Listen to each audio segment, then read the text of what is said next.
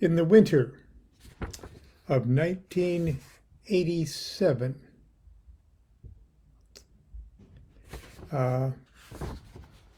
we published this edition of Oye. Had a lot of nice things in it, including the entire text of the Wake World. But the opening page just starts off like this, with no further fanfare.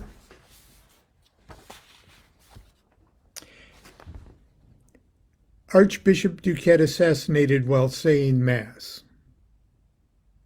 Lon Milo DuQuette, Archbishop of Southern California, and for 10 years, Lodge Master of Haru Raha Lodge of Newport Beach, was struck down by an assassin's bullet last Sunday afternoon while celebrating the Gnostic Mass, observing the 20th anniversary of his marriage to St. Constance of the Well, Our Lady of Perpetual Motion.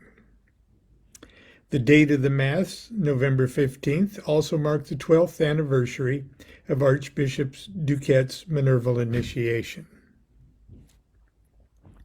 His Grace was pronounced dead on arrival at St. Vitus Hospital, Newport Beach, at 4:44 p.m.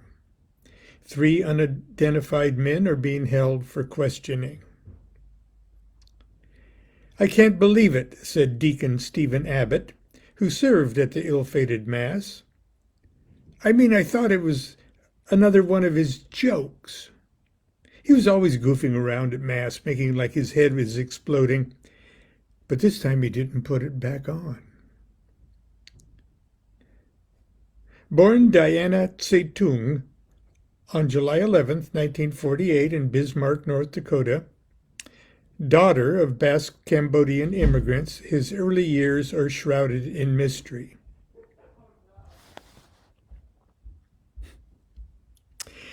Changing his name to Lon Milo DuQuette in honor of the great 17th century castrati, he moved to Southern California in 1966 to be with my own kind, unquote. It was there he became obsessed with the writings of Aleister Crowley, seeking out the hidden order that could answer all questions, solve any mystery, and balance any checkbook. He was led to the OTO by a series of visions. These are detailed in his book, Things I Think About as I'm Throwing Up. Through a bizarre sequence of freak accidents, mistaken identity, and well-timed hallucinations, he quickly rose to the highest levels of OTO membership and received dignities and prelacies as fast as he could type them up. Addressing the Supreme Council in 1985, he uttered his famous defense of arrogance. "Presumption in the pursuit of pretense is no vice."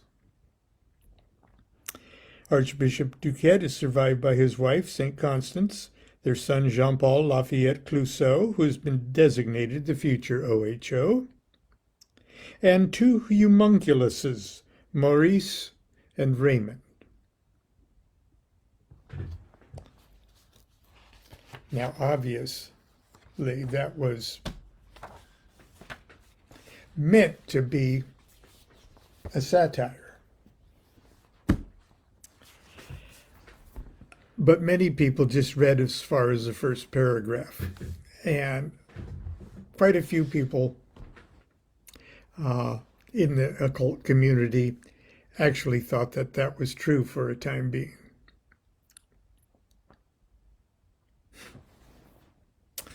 But it wasn't, okay?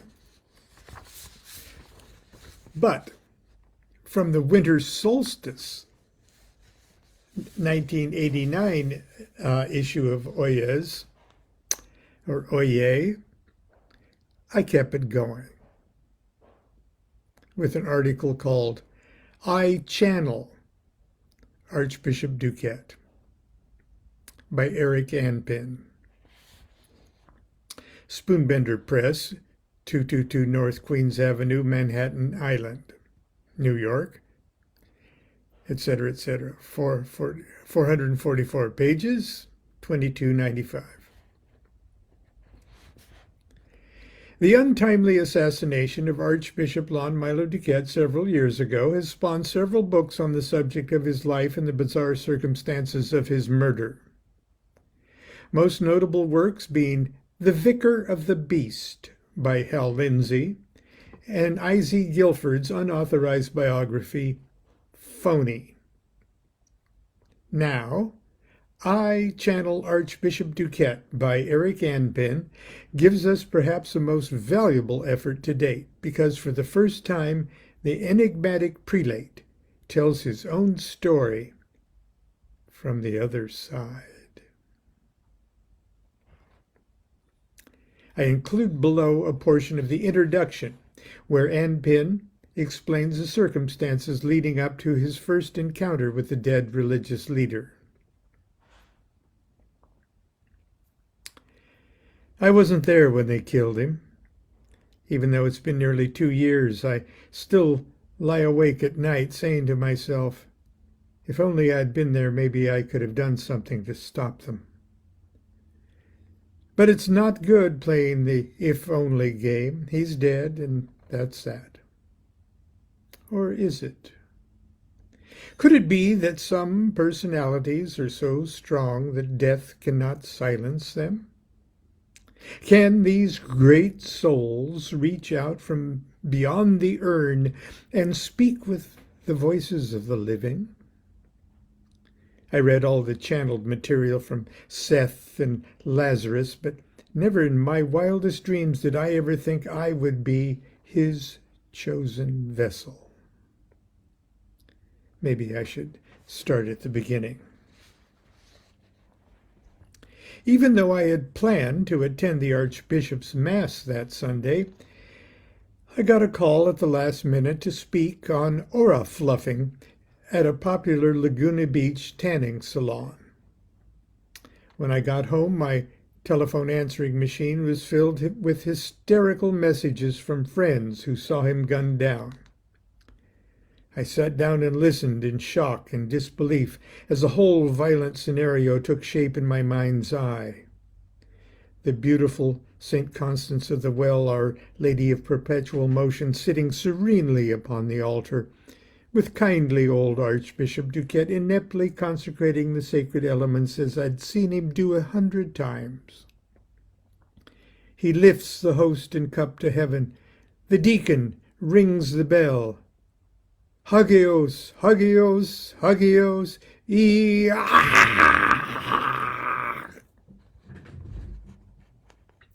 To the horror of the congregation, 3 men in full-body condoms crashed through the front door with assault rifles. Just before they opened fire, one of the assassins yelled in a thick Los Angeles accent, "I got your Eucharist right here, Padre. Eat this!" The guns roared and spat their deadly spittle.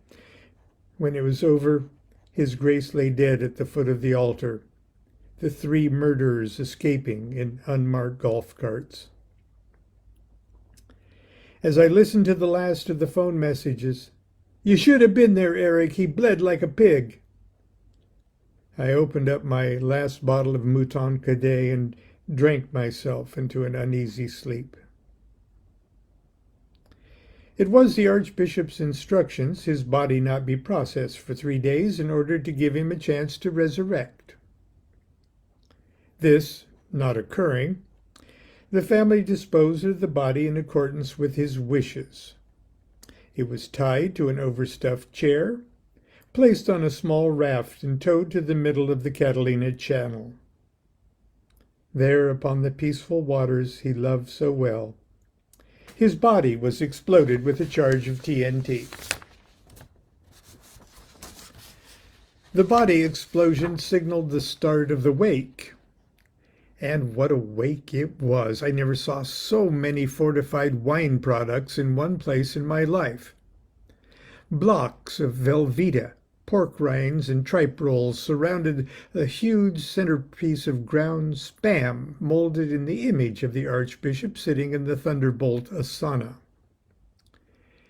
Everyone danced till they dropped at His Grace's favorite accordion band, Speedo Doug and Caligula's Breakfast. By 10 p.m., after gorging on cheese balls and Night Train Express, I became so incredibly ill that I was driven home and thoughtfully delivered to my bathroom floor.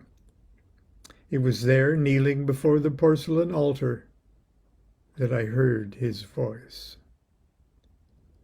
"Do this in remembrance of me." I didn't have time to look around to see where the voice was coming from, because at that moment the spins in my head evoked the most violent nausea I had ever experienced.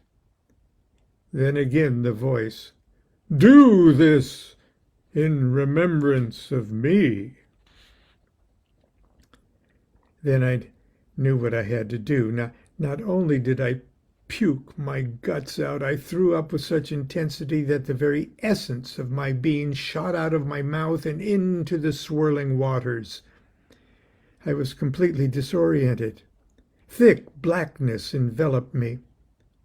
Then, after what seemed an eternity of confusion, I realized exactly what had happened. I had done what no mystic had ever done before. I had flushed my soul down the toilet. Then, as my spirit traversed the twists and turns of the aging sewer system, the disembodied spirit of Archbishop DuQuette possessed my empty body for the first time. My roommate, Hugo, rushed into the bathroom where he heard an unearthly voice chanting, "From the desert to the sea, to all of Southern California, a good evening." That's the end of the excerpt there. Good stuff. Makes you want to read on. And read on I did. After the fascinating narrative, Ann Pin categorizes prophecies, predictions, and of course the Archbishop's conversations with other dead people. This volume reeks with sequels. Here's just a few teasers. Predictions. And these predictions seem pretty, from 1987, these predictions seem pretty dated. Okay. But anyway, here's predictions. Jim Bakker will divorce Tammy and marry James Brown in a quiet prison ceremony. The government of Israel will destroy the Dome of the Rock Mosque and reinstate animal sacrifice in a magnificent new third temple called Manny's. The California Angels will win the 1990 World Series. That eventually happened, okay. But at the time, it seemed like the most remote event ever to happen. On the afterlife. The afterlife, it's just like being alive, except when you close your eyes, it's light. There are taxes here. Dead people are just as dumb as live ones. Hitler says he's sorry. It's sure been fun since Mel Blanc died. Elvis Presley doesn't seem to be here. Jesus says he's sorry. Oh, there's more. Let's see, 1990, 1992. Okay. Now, we just finished reading the Frater Akad's INRI thing, but facing that page was Archbishop DuQuette monument dedicated. And there's a David Wilson rendering of the monument.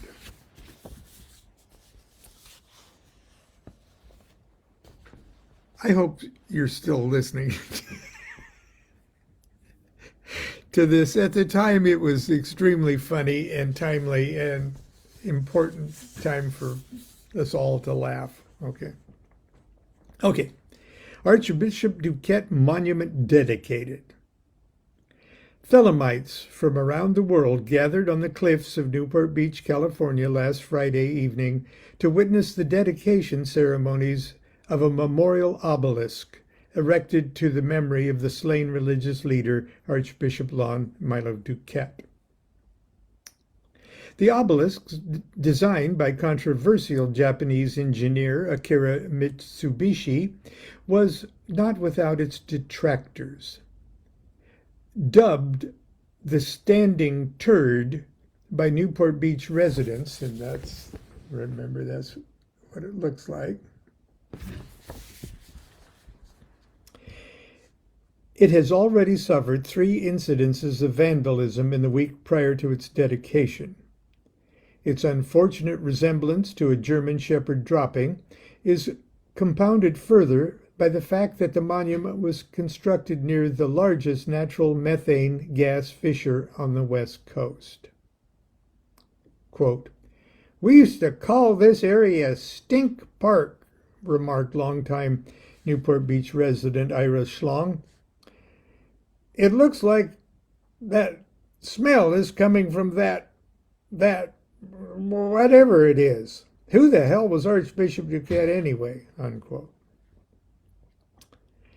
Attending the dedication ceremonies were the late Archbishop's widow, St. Constance of the Well, Our Lady of Perpetual Motion, now cloistered at the convent for grieving widows of archbishops in Carmel, and his son, Jean-Paul Lafayette, who flew in from Tokyo, where he teaches Japanese to illiterate American servants of the wealthy.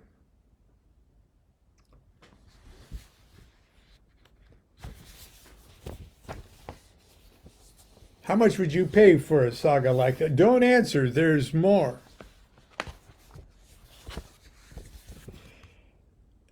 In the autumn 1992, wow, 30 years ago today, issue of Oye, which included the entire text of Crowley's Soul of the Desert, but it also included an advertisement. Songs of My Soul, the collected verse of Archbishop DuQuette. The world knew him as philosopher, humanitarian, explorer, scientist, educator, philanderer, healer, aviator, sailor, author, and lecturer. But few are aware of his prowess as a poet. Now the DuQuette family, in conjunction with the DuQuette Foundation and Gnostico, Inc., is proud to announce the release of Songs of My Soul, the collected verse of Archbishop DuQuette. This handsome 3-volume collector's edition will be a beautiful addition to your library and is destined to become a cherished family heirloom you wish to pass on to your children and grandchildren.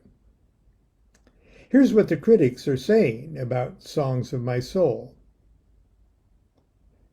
Quote, "I cried." Jules Covington, L.A. Sun-Herald. "I laughed." Richard Ramirez, California Correctional Hard Times. Quote, "A work without equal. I immediately gave it away." Charo. Here's just a sample. Limericks. A Swami named Vivekananda pranayama'd out on the veranda. He experienced his death as he sucked in his breath and incarnated as Carmen Miranda.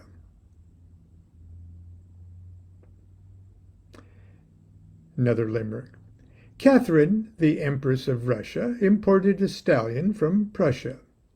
She thought it would thrill her. Instead, it did kill her when the cables both broke and it crushed her.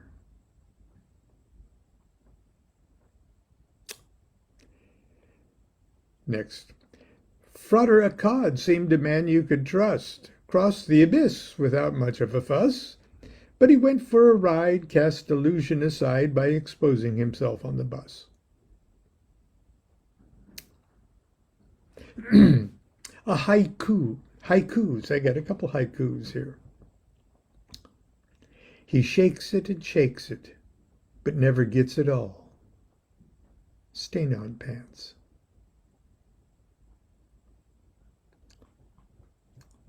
Night and early morning low clouds burning away to hazy sunshine. I have to add, that's the weather report in Southern California, 300 days out of the year. The next one. Echoing across wet alley unseen shades of gray. A bum pukes. And my favorite. All of a sudden, my sneeze clings to the glass, then scurries toward the windowsill.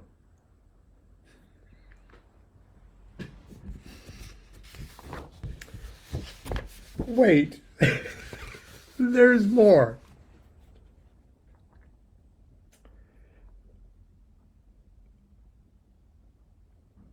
And I've already read that to you. Archbishop DuQuette denounced, and it came with that cartoon. But for sake of completion, I'm going to reread it to you. I know I just did this a couple days ago, but Archbishop DuQuette denounced Newport Beach in an act of unprecedented in the history of the order. Haru Raha Lodge Master I.Z. Guilford has launched a stinging denunciation of his predecessor in that office, the late Archbishop Lon Milo DuQuette.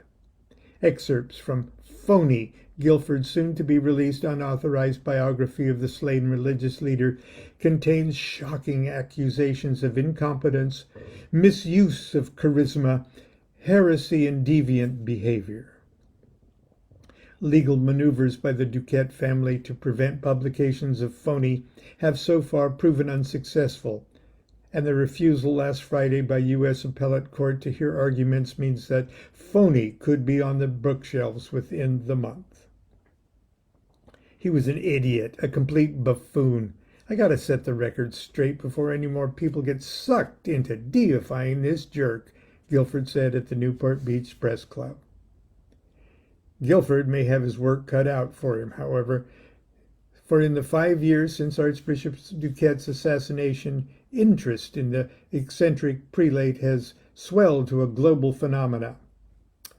Last year alone, his book, unpublished in his lifetime, I'm Happy Because I Don't Know Better, exceeded $2 million in sales and spent 22 weeks on the New York Times bestseller list. Dream on, Lon. Sales this year of his Mantra brand chewing gum, get it? Mantra?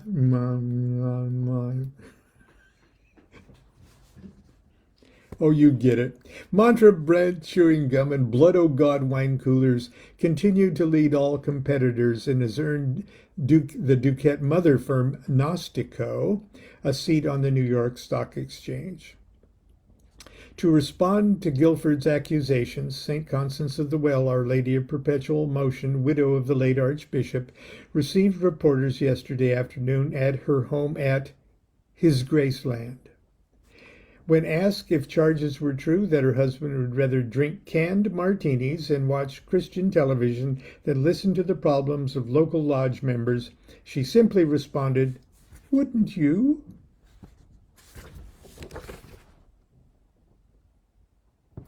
There's the club martini there and a croquet mallet. Anyway, I know you heard that just a couple days ago.